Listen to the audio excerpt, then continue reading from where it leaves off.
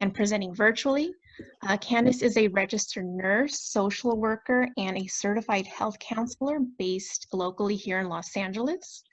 She has worked in surgery, dialysis, medical surgeon ICU, and was an administrator of 2 studies at Northwestern, including aspirin myocardial infarction study and the stilfosterol study. She is the founding member of Gilda's Club Chicago and its first executive director and program director. And there she created and coordinated a diverse variety of wellness-related programs.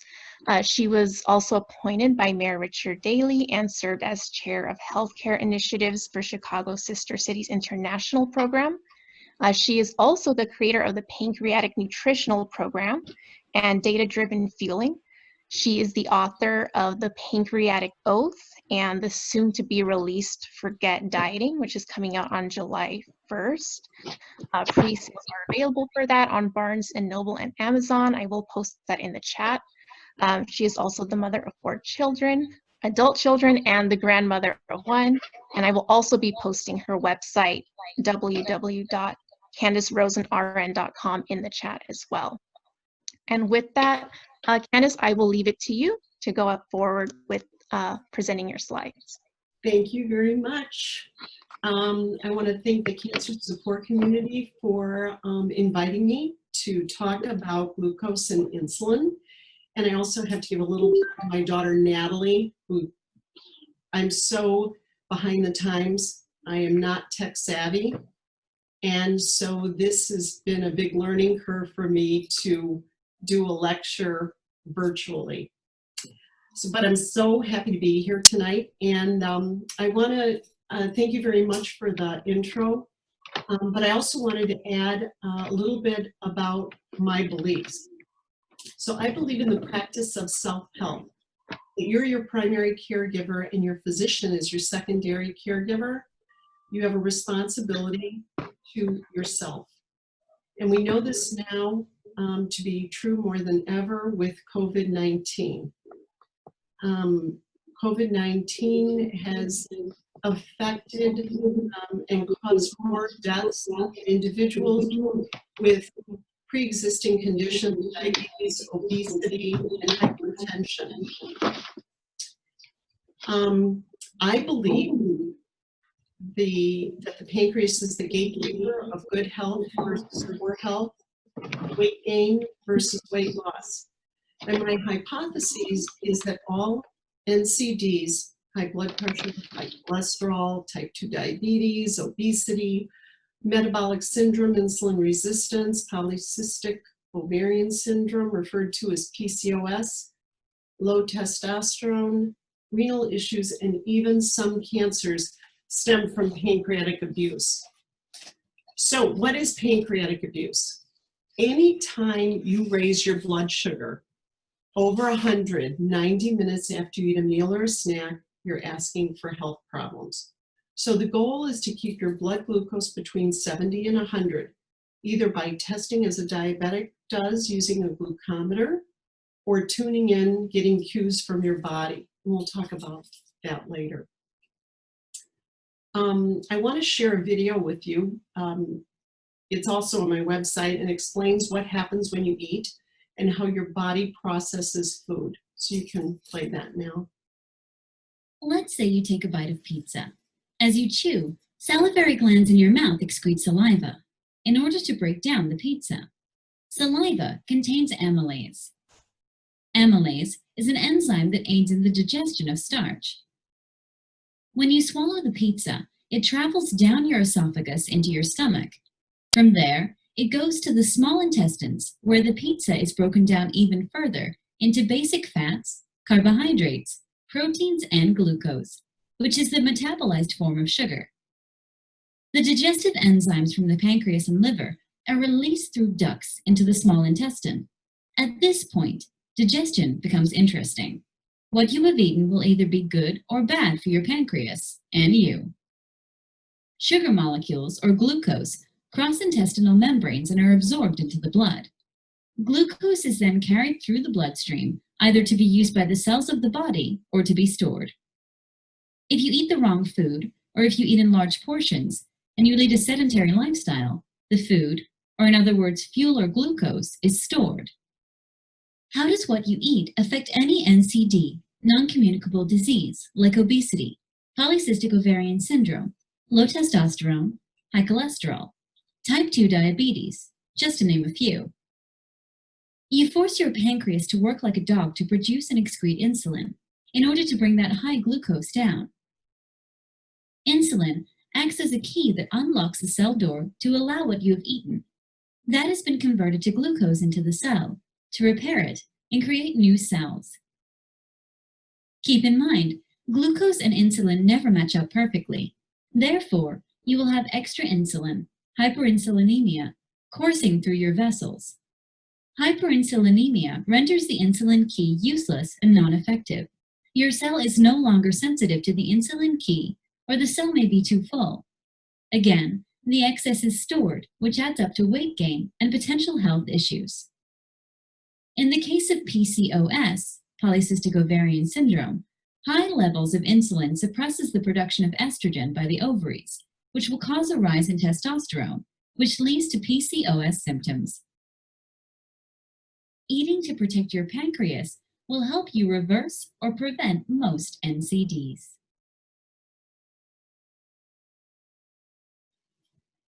So again, it just repeats what I believe to be a cause of man-made illnesses, abusing the pancreas, because it is the gatekeeper of weight gain, weight loss, poor health versus good health.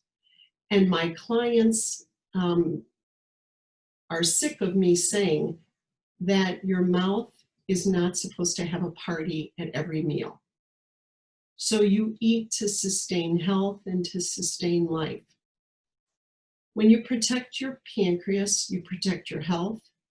And hopefully after our conversation this evening, you'll understand the role that the pancreas plays in the destructive duo of insulin and glucose. So just I want to throw out is that how many, I'm looking at some of the participants and it doesn't look like anybody has any weight issues. I can tell you that I did. I mean, I was 36 pounds heavier. I've been on every single diet known to man, liquid protein, the cabbage soup diet, but I never put two and two together. I never gave a thought to glucose and insulin and how it wreaked havoc in not only my weight, but also my health. My body started to create tumors. And thank God that one of them was precancerous and the others were also precancerous. So I had 2 lumpectomies and then I was diagnosed with what was thought to be stage 1, stage 2 ovarian cancer. And I had extensive abdominal surgery, but by the grace of God, it was not cancer. But when I changed my diet 12 years ago, when I developed the Pancreatic Nutritional program, then I lost weight and I didn't have any more health issues. And so this combination of insulin and glucose creates high inflammation in your body, which leads to a lot of problems. I don't know, are all of the participants dealing with cancer, or do they have a loved one with cancer? It could be patients and loved ones as well, so caregivers, family, friends. Okay, so a lot of the clients I work with are dealing with cancer, but they also are dealing with these NCDs, non-communicable diseases, and they're on multiple medications for, congestive heart failure, diabetes, high cholesterol. It's a lot for the body to deal with. And I once read that there are 17,000 diets out there worldwide, and on any given day, 1 in 3 women are dieting and 1 in 4 men are dieting. And yet the population in this country is getting bigger and sicker. And so, you know, we ask ourselves why. And well, the answer really begins with what you put in your mouth. That's one thing that we do have control over. So getting back to the pancreas, I want to just give you a little information about the pancreas. It has 2 main jobs, an endocrine job and an exocrine function. But for tonight's talk, I'm going to focus on the endocrine job. So the pancreas produces insulin, and insulin, as highlighted in the video, acts as a key that unlocks the cell to the cells in your body to absorb the sugar from your blood. So glucose/sugar is the energy that your body operates on. So when you eat the wrong foods, too much food, or the wrong combination of food, you create too much sugar for your body and your pancreas to handle. So the cells can only take so much sugar and then they're full. And when that happens, the pancreas is unable with the insulin to open up the door of the cell. And so it's rendered ineffective. And that is referred to as insulin resistance. So then what do you have? You have excess sugar/glucose and insulin coursing through your body. And excess sugar gets stored in your liver, your muscles, and of course in your fat cells, as you saw in the video, your tummy, your arms, your stomach, your butt, even in your heart. And excess insulin is highly inflammatory. It can cause sores in the lining of your blood vessels, wreak havoc along with glucose/sugar on your kidneys, in your heart. And I can't emphasize enough that when you elevate your blood sugar through the ingestion of the wrong foods or over-the-top portions, you force your pancreas to produce and release insulin. And insulin and glucose never match up perfectly. So of course, those high levels of insulin, called, as the video showed, hyperinsulinemia, are inflammatory, and it affects your health, your weight, and your well-being. So a diagnosis of cancer is actually a way to assess your overall health. Believe it or not, there are, I can't even count the number of patients that I've seen throughout my career where they are diagnosed with cancer and then they find out actually that they have all these other underlying conditions that they were unaware of.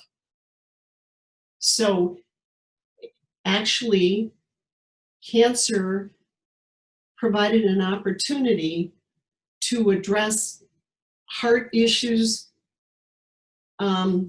even pre-diabetes, type 2 diabetes they didn't even know they had, and to start to improve their overall health and well-being. So what can you do to help yourself? And what can you do to make cancer treatment more effective? Well, the answer is you've got to get your body in the best possible condition ever. So you want to select foods that don't raise your blood sugar and in turn raise your insulin levels.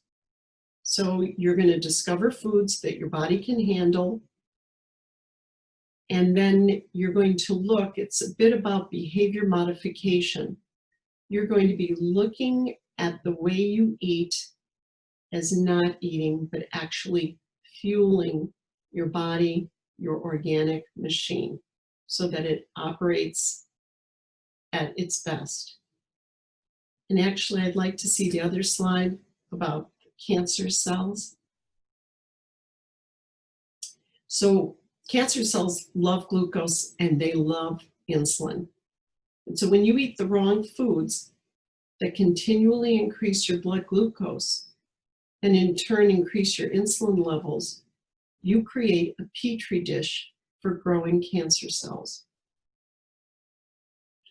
The Department of Biological Chemistry at Johns Hopkins stated that cancer cells have a propensity to suck up glucose at high rates. Even the New York Times reported that cancer cells, because of their rapid growth, have a voracious appetite for glucose. This was first observed in 1923 by a German biochemist by the name of Dr. Otto Warburg. And if any of you have had a PET scan, they give you glucose. They infuse you with glucose, and the cancer cells light up because they go for the glucose. So pharmaceutical companies that provide medication now to jam the accelerators that cause tumor growth are now focusing their research efforts on drugs that block the fuel line for tumors, and that is glucose and insulin. So when you ingest, again, the wrong fuel for your organic machine, you place it at a disadvantage. According to the National Cancer Institute, 80% of all cancers are due to identified factors and thus are preventable. So 30% of cancers are tobacco related, and as much as 35 to 50% are due to foods. And we now know that obesity has replaced tobacco as the #1 preventable contributor to cancer. And this is news I think that should be shared with loved ones, especially with children, because there's an obesity epidemic with children that is leading to type 2 diabetes, which was once referred to as adult onset diabetes, and that obesity is also going to put them at risk for cancers. So, foods that have a significant impact on your health are, of course, highly processed foods, animal protein, dairy, and sugar. I don't know if any of you have read the China study. Have you? Well, it was written by a nutritionist. He was at Cornell, Dr. T. Colin Campbell, and he found that he could turn on and turn off cancer cells in mice just by changing the amount of animal protein that they ate. Animal protein is a powerful cancer promoter. In dairy products, cheese, milk, yogurt, boost the amount of insulin-like growth factor, which is referred to as IGF-1. I don't know if you've heard about that, in the blood. Well, IGF-1 promotes cancer cell growth. So a small amount in your bloodstream is normal, small amount, but several studies have linked increased levels of IGF-1 to prostate cancer and breast cancer. And then it also comes as no surprise that dairy milk affects the growth of cancer cells. After all, its biological purpose is to support rapid growth in all parts of a calf's body. You know, after the age of weaning, calves, like all mammals, they've got no need for milk at all. So researchers are investigating whether dairy products might be the culprits in the development of ovarian cancer. And so it is, you know, I think that, again, we go back to this destructive duo of glucose and insulin and this inflammatory state that it places the body in. It's totally unhealthy. And I wanted to add one other article that was written in the Integrative Cancer Journal that cited that the role of insulin and IGF-1 were important growth factors that enhance tumor cell proliferation. So the chronic inflammatory state just fuels cancer cells. And we've got to get away from it because we we're able to do something about it by changing the way we eat. So the growing links between insulin and the etiology, as well as prognosis in colon, prostate, pancreatic, and particularly breast cancer, are of concern. And another, I think, scary point in research is that there's evidence that actually IGF-1, so the insulin growth factor, can actually interfere with cancer therapy, adversely affecting a prognosis. And I think that's really something to think about and take very seriously. So, what if eating a healthier, pancreatic-friendly diet, foods, whatever, made your treatment more effective or made a remission last longer? I think it would be worth it. I think it's worth a try. I think it can't hurt. I think placing your body, your organic machine, in the best possible condition to prevent illness and heal from illness begins with what you put in your mouth. We don't have a lot of control over most things, but we do have control over what we put in our mouth. So every meal, every snack should not be about eating, it's about fueling, providing your organic machine with the best fuel so that it operates at an optimum level and can make the best use out of any treatment you're receiving. Let's say you're diagnosed with breast cancer. So your body has to deal with a surgical insult, whether it's a mastectomy or a lumpectomy, perhaps radiation, chemotherapy. So you have to ask yourself, is it fair to add to the burden of healing by forcing your body to try to figure out, make sense of food that isn't nutritious and isn't healing? And the same thing about pancreatic cancer. I'm asked about this all the time. So is it fair to expect a pancreas to work like a dog, producing and secreting insulin to offset high glucose levels just that occur from eating the wrong foods while the pancreas is suffering from cancer? So how can it possibly take full advantage of modern treatment if it has to work while it should be resting and healing? So again, you want to fuel correctly because you don't want to create a petri dish for increasing glucose levels, increasing insulin levels that will feed a cancer. You just don't want to do that. So I have to say that having said all that, one of my professors, and I say this all the time, had said that it's easier to get people to change their religion than their diet. And over the past 12 years, I found it to be so true. Because you get locked into the habit of the way you've been eating or your cultural habits of eating, and it's so hard to change. And it was hard for me to change because I was like a mouse. I used to, I would come home from work, and while I was cooking dinner, I cut up 3 different cheeses and have, a handful of nuts, eating cheese while I'm cooking. And I thought that the way to feed my family was to divide a plate into thirds with a starch, a protein, a vegetable. I was operating sort of by the seat of my pants based on what I had read and what I was taught in nursing school. And it wasn't until I started working with polycystic ovarian syndrome clients that I figured out that their symptoms were directly related to high levels of glucose and then high levels of insulin, which, as you saw in the video, suppresses the production of estrogen by the ovaries, and you have a rise in testosterone.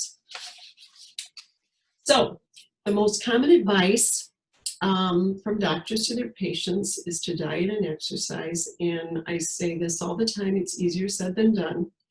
Where does one begin? Well, fueling correctly, whether for weight loss or improved health, is the result of a lifestyle change. So a commitment to help your body help itself by providing proper fuel, wholesome, nutritious, responsibly grown, pancreatic-friendly foods. And I can't stress enough that you have to think of your body as a machine, or even like your pet. So would you pour milkshake in your gas tank? No. Would you give your dog chocolate? No. So you have to give your body the same respect and the same care.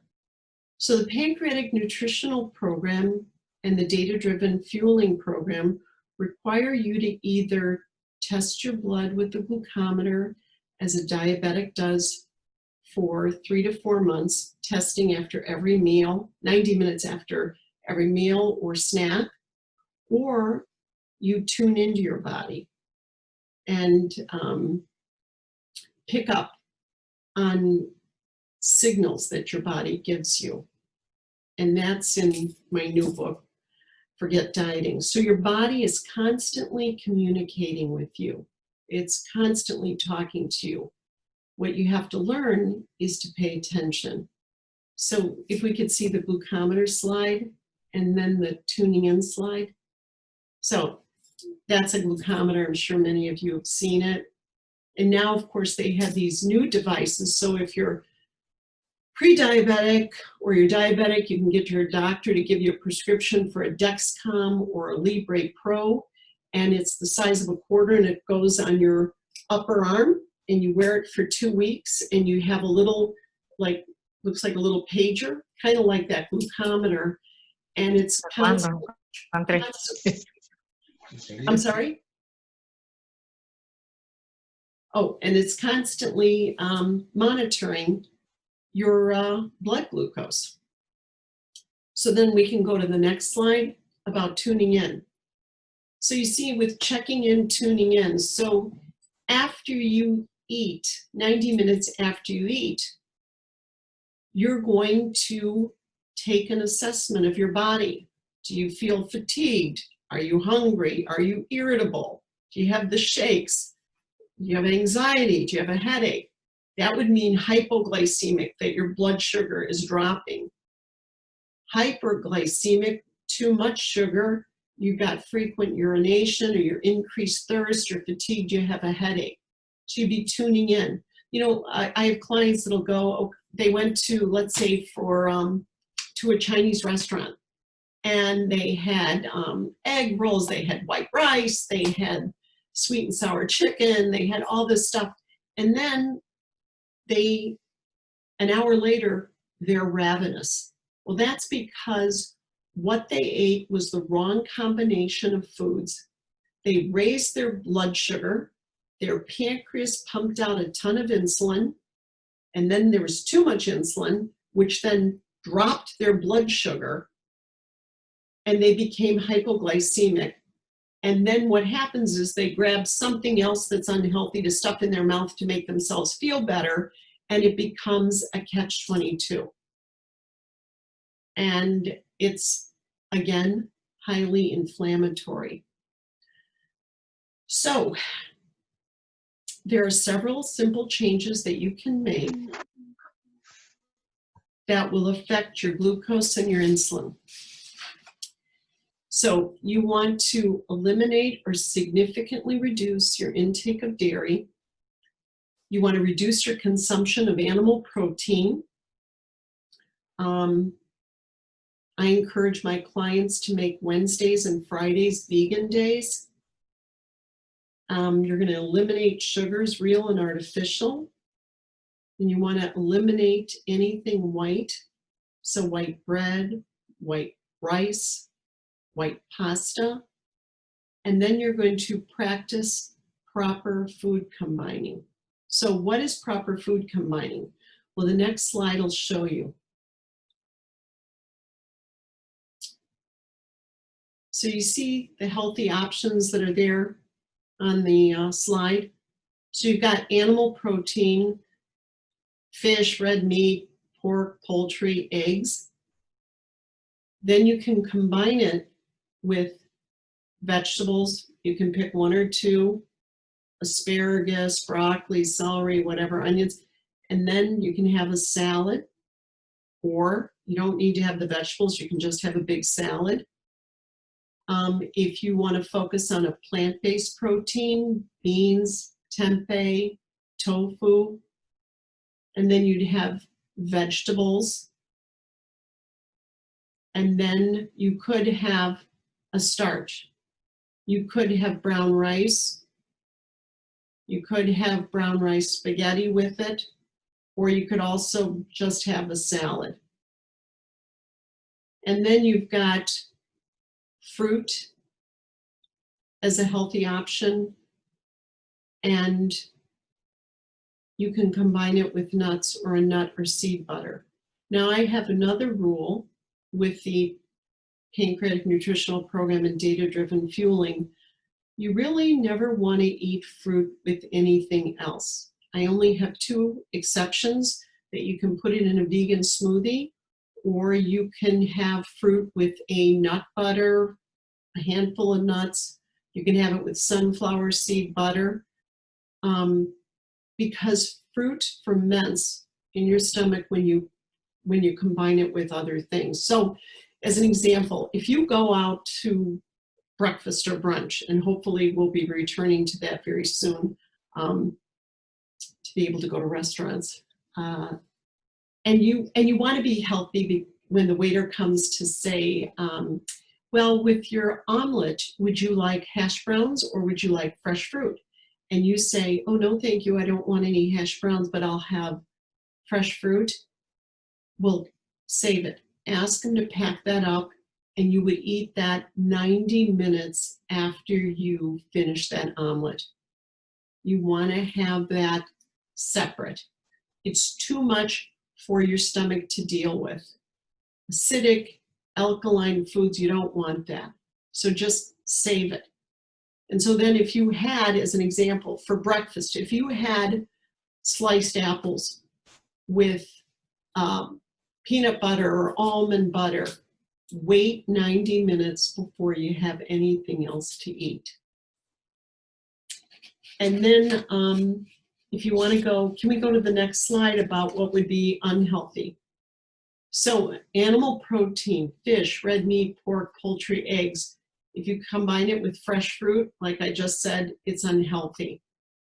If you combine animal protein with baked potato, like a steak with baked potato, that would not be healthy for you. If you combined a meat bolognese sauce with spaghetti, that would be unhealthy for you. So once you kind of figure it out, and it's pretty simple. So if you went to a restaurant and you see on the menu, okay, you're going to have fish, you're going to have salmon, and they say to you, would you like rice with that? Or would you like a baked potato? Or would you like a twice baked potato or whatever? No, thank you. What are your vegetable options? Well, we have mixed vegetables, or we have asparagus. You'd say, I'd like that. And then you'd have a house salad. So that would be a healthy option. And then I'd just like to say, with the next slide in closing, I'd like to encourage you to take your health and your well-being seriously. I'd like you to be a beacon of light for all of your loved ones, so that they see what you're doing and they follow your example. You're in a partnership, never forget, with your physician. However, you have to do your part to aid in the process of healing. Your body is a living miracle. Your lungs never forget to take a breath. Your heart continues to beat day in and day out. No computer will ever come close to the human brain. Your body is hardwired to survive. It wants to live. So please give your body something to work with, and I promise you, you'll reap the rewards. It's all worth it. So in closing, may tomorrow be the beginning of your commitment to the practice of self-help, especially with what's going on with COVID-19. I just want to put a little footnote in, is that whatever virus is thrown at your organic machine, whether it's MERS, SARS, H1N1, COVID-19, it's got to be in the best condition possible in order to deal with these viruses. If it has to deal with hypertension, diabetes, with renal issues, high cholesterol, you're making it very, very difficult for your organic machine to survive and handle all this. So you want to make it a really strong warrior, because there's a lot of stuff out there, and that's the end of it. So I'm happy to answer questions that anybody might have.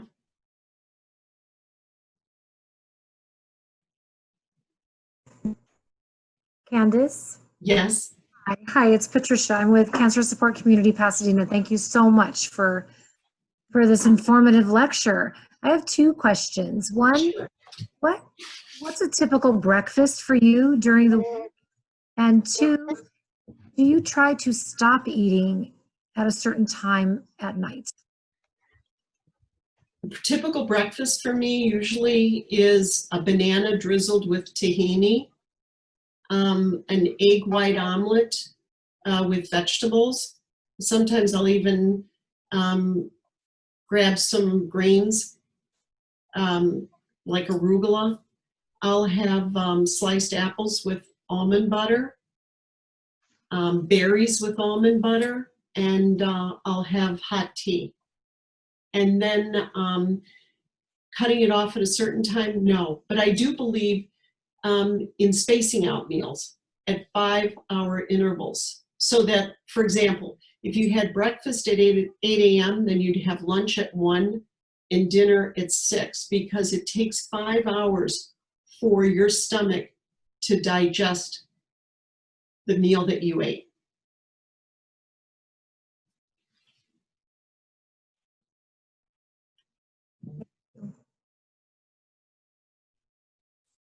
Can I ask a question, please?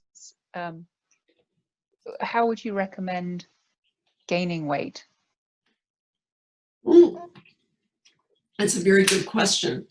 I am a proponent of smoothies. I like adding avocados, nut butters. I think that eating more frequently to gain weight is important. I know that clients that have are going through treatment will say they have no taste, they can't, no sense of smell, no sense of taste, but you have to force yourself to eat. And also another important thing is in those smoothies to add protein powders to the smoothie, like Vega protein powder. And of course, if you're eating good quality protein like salmon, trout, whatever, to increase your portion.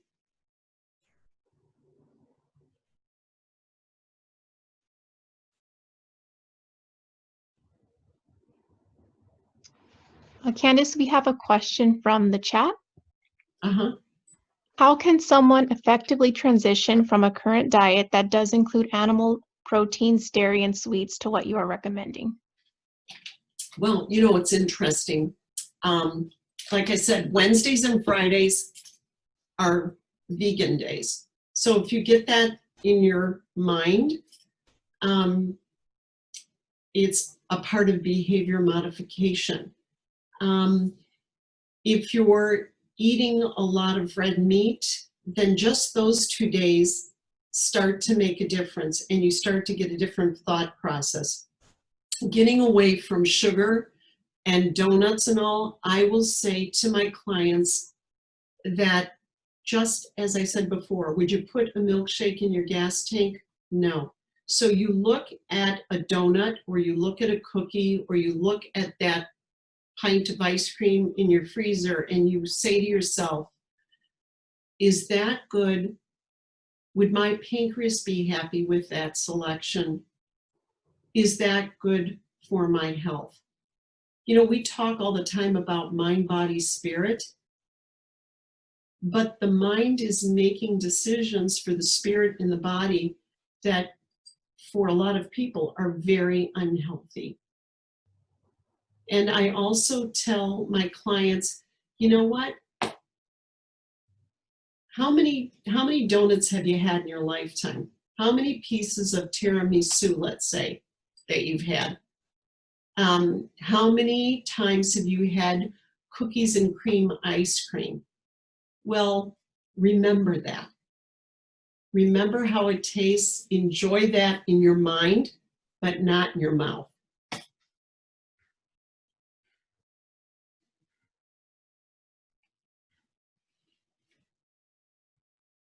Laura, did you have a question? Yes, I do. Am I unmuted? You are unmuted. Am I muted? No, we can all hear you. I can hear you. Oh, okay. Yes, the question is this. I have type 2 diabetes that was induced by my cancer treatment. Uh-huh. I really keep my weight low and I exercise. I mean, my proper weight, and I exercise. I don't eat a lot of sugars. I really try to keep them low and all that.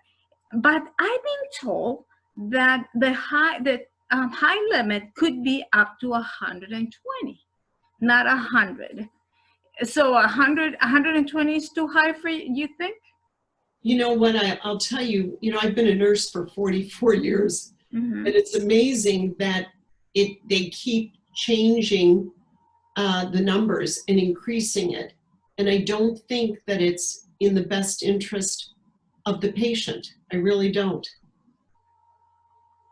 So it's almost like, I hate to say it, when if you have a 2-year-old and you give in to the 2-year-old, that's throwing a temper tantrum or whatever. So then what happens is that they're laxing, the parameters because, oh, well, all right, okay, well, we're going to give you the 120.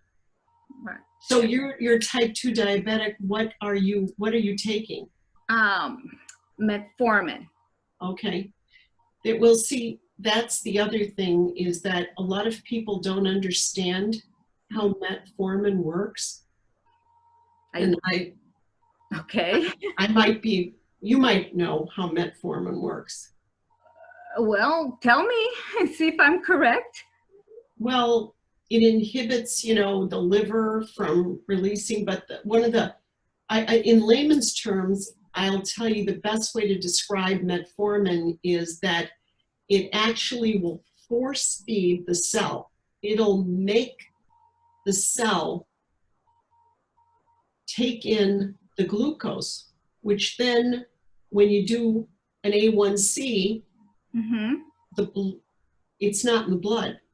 Well, but after a long period of time, what do you think that force feeding of a cell with glucose does to that cell? It's not healthy. Yeah. And so, I don't know what you're eating. As you know, I'm going to be very honest and very candid. The American Diabetic Association diet is not a healthy diet. And I just was working with a type 1 diabetic, newly diagnosed, who showed me what was recommended to eat by the hospital dietitian. And the evening snack was ice cream with strawberries. Oh, no. Yeah. And I was shocked. No, I haven't had ice cream. I can't even remember when last time. No, I've been a vegetarian, and that the ironic thing is that I've been a vegetarian. I'm not vegan. I could easily. I will now, but Oh, you know, I just want to say one thing. Can I just interject one thing, which is sure. I am not pushing for a vegan diet. I don't want you to think that, you know, Oh. because it's all about bio-individuality, you know, because I've worked with some clients who have gone to a strictly vegan diet, and even when they took iron and vitamin B12, for whatever reason, they were anemic, they had all sorts of issues, so they had to reintroduce animal protein, and they were then eating it like twice a week. So I just want you to know that. Okay. All right. Yeah. Okay. I will research it. Like but no. So I have been a vegetarian now for about at least 30 years. Yeah, 30 years. And I really kept my weight low precisely because I didn't want to be a diabetic, because my entire family is diabetic, and I said I won't do that. I will keep my weight low, and I will blah blah. I exercise like a maniac. Yeah. And here I am with cancer. So I'm just okay. 100 I can do 100 is fine. What is so could you just tell me real quick, what do you usually have for breakfast, lunch, and dinner? If you could just tell me real quick. For breakfast, I buy a cereal that is just coconut and cinnamon. I order it online. Very low in carbohydrates. But to that, I add half a banana, walnuts, chia seeds, and hemp seeds. And I put oatmeal milk. I love that stuff. So that's my breakfast. But I always forever have had my fruits with my breakfast. So with that, I have an apple or an orange or whatever, cantaloupe or strawberries or whatever. Oh, by the way, I always eat organic. So that is my breakfast. And then can I just interject one thing? Sure. Okay, so I would say to you that having that cereal, that's not good for you. But I also want you to remember this. That because you're on metformin, you need to really be dialoguing, constant conversation, not constant, but you know what I mean. You're communicating with your endocrinologist, because once you start to change the way you're eating and the way you're combining foods, you don't want your blood sugar to drop where it goes below 70. You know what I'm saying? You don't want to be severely, and so your endocrinologist is going to have to taper your dosage of metformin. Does that make sense? Yes, it does. Wow. Yeah. Thank you. So you got to be very careful with that. You don't ever want it to go below 70. Now, my body, I know exactly what food works and doesn't work for my body, and I also know that I can go as low as 65 before I feel, not good. Yeah, okay. But so you have to make sure that when you're changing your diet, that whatever medications you're on for any of these non-communicable diseases, that you inform your doctor. Same thing with blood pressure medication. Once you start to change your diet, your need for the amount of blood pressure, it changes. So you have to be in communication with your physician. Anyway, so go back to your lunch now. For lunch, I eat a very small lunch, because I don't eat. I try not to eat after 6 o'clock. So I have an early dinner. Because I read somewhere that if you fast for a certain amount of hours every night, your body does something to the metabolism, and it will improve your immune system. So I make an effort to do not eat anything after 6 p.m. And then I tried, and then my breakfast is at 8. So I eat a big breakfast. Oh, by the way, I walk. I don't want to keep everybody's time though with my. Oh, you know what? Let me just say this one thing real quick. When you stop, eating and you do it 6 o'clock, remember this. As I said before, your body is an incredible organic machine. So Yeah. if it's not getting anything after that time to eat, and you're walking around or you're doing anything, it needs fuel to operate. So It you're has going it. to dump. You're Because going to dump. I'm sorry to interrupt, because I measure my glucose just sometimes, just because I know that glucose and cancer are not good together. So my glucose is never under 70, definitely. And it's never over 115, 120, but I do allow it to go 100, over 100. Yes, but you're also on metformin. Right. So that's not a true indicator Right. of what your glucose really is. Oh, You see yeah. what I'm saying? Right. So, if you weren't on metformin, you'd have a clearer vision. So you know that if you are running at 120, that if you weren't on metformin, you'd be maybe 175. Oh, absolutely. Right? So yes, I know so that. treatment for cancer can affect the pancreas, but the thing is that that because you're not on insulin and you're on metformin, that your pancreas is still producing insulin. Right. So the deal is, I'll just, in closing, as to your question is, Yes. you want to help your pancreas be stronger, more effective, and the way to do that is to not make it have to work as hard. So Right. even though you're not heavy and even though you're eating a vegetarian diet, it's not the right combination for you. Okay. Thank right you. now. Okay, Thank you. sure. Thank you very And Candice, you have another question in chat, and the question is, what foods are best to maintain the right blood sugar level through the night? Through the night. Well, that's a very interesting question. Is the person that's asking that a diabetic? Can that person shake or nod their head?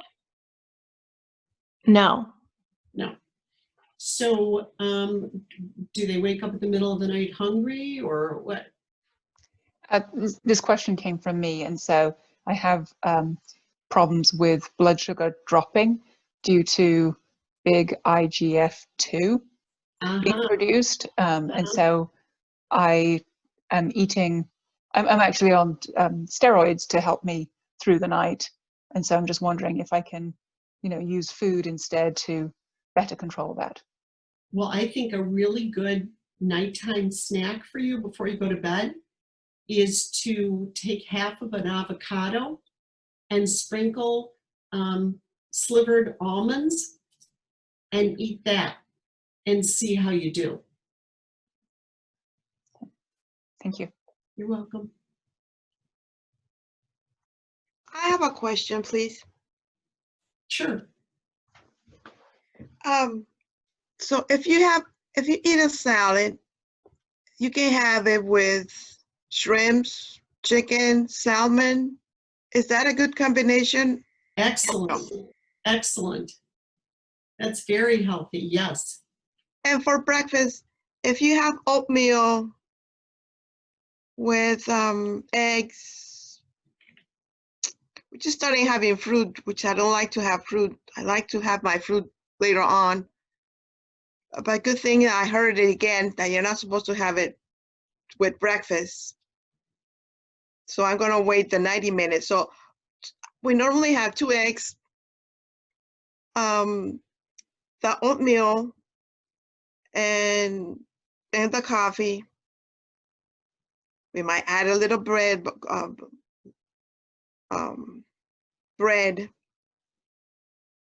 and according to me, I'm not a diabetic.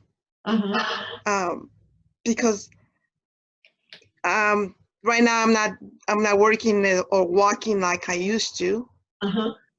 But right now I try to do a little bit of exercise here and there. So I want to have, because I had cancer twice already. Oh. But the milk, I've always been, I never had milk. Cheeses, I like they say Manchego is the best cheese. So now I'm looking for goat cheese.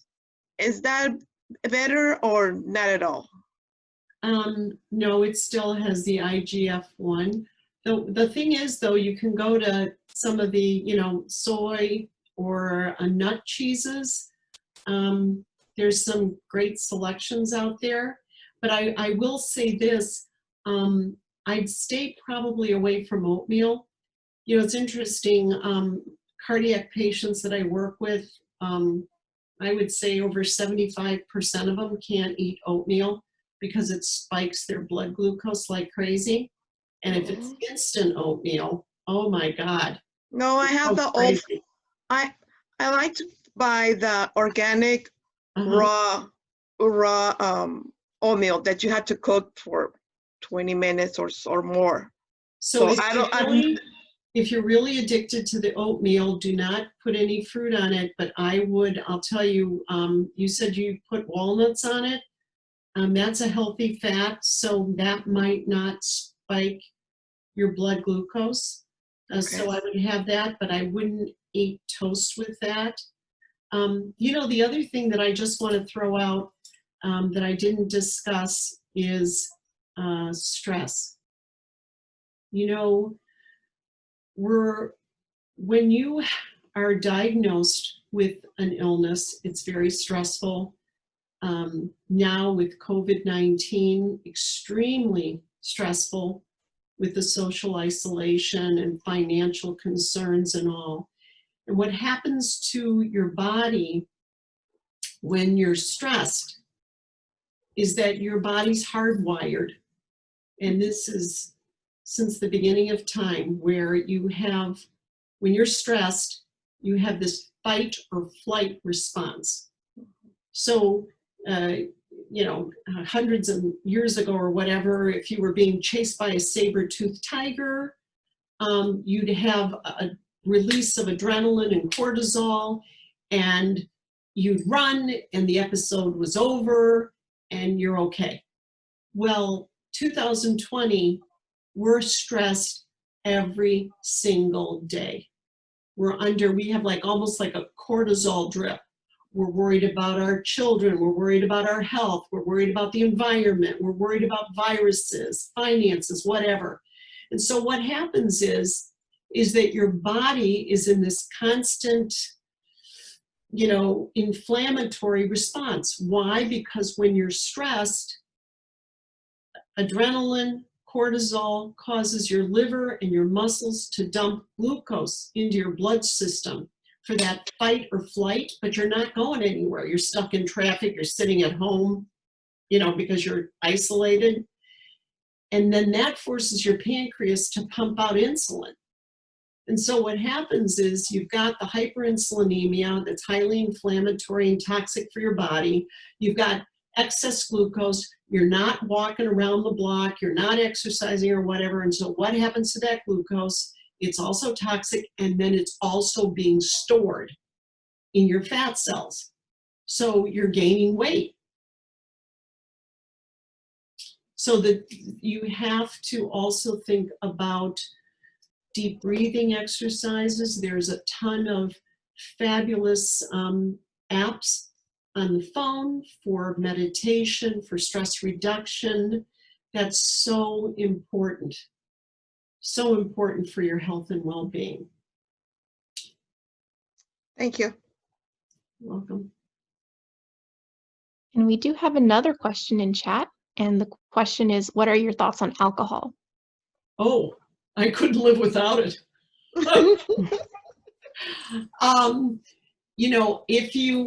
Of course, there's, where people, my clients are they switch from wine to vodka or tequila on the rocks.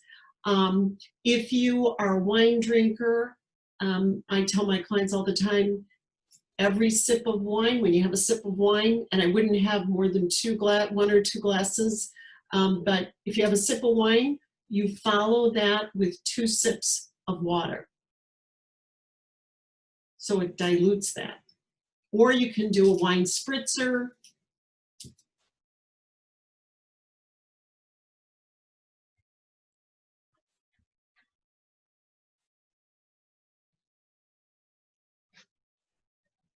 I don't have any more questions in chat, so if anyone else has questions, feel free to either write them in chat or unmute yourself.